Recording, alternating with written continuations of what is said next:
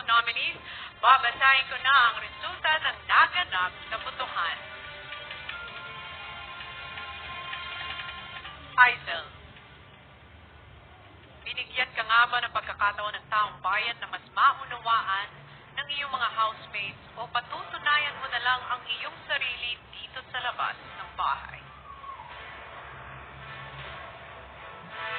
At para sa iyo, Justin, naging katanggap-tanggap nga ba ang iyong malalakas na opinyon at salubin sa iyong mga kasama o base sa opinyon ng taong bayan ay nararapat ka ng maibig sa bahay ni Kuya?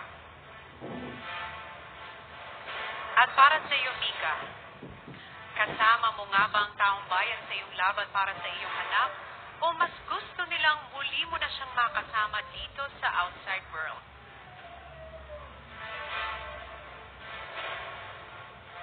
Ang pangalang aking babanggitin ay ang unang iniligtas ng taong bayan.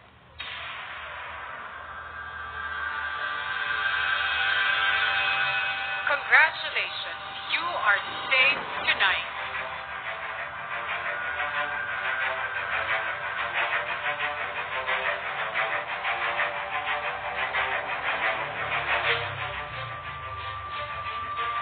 Aisel,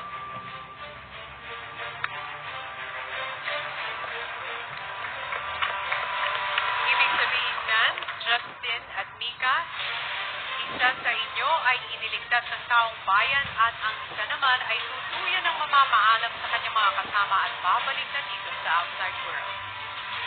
Dahil ang pangalan ng aking unang babanggitin ay ang mananatili pa sa loob ng bahay ni Kuya. Congratulations, you are safe tonight.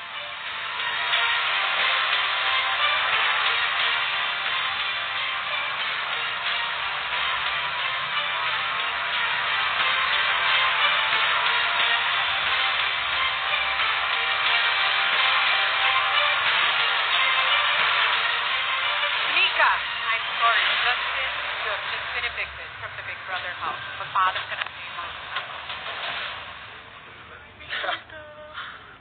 Don't cry.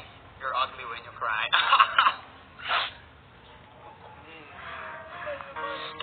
Oh. Malamos ka namin. Namimiss ka namin. Salamat sa lahat. Salamat sa lahat.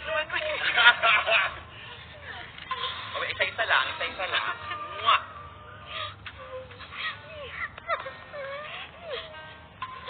You know, I want to say this to you guys since I'm already evicted. Diba last night I got from the confession? Diba I got from the confession room last night?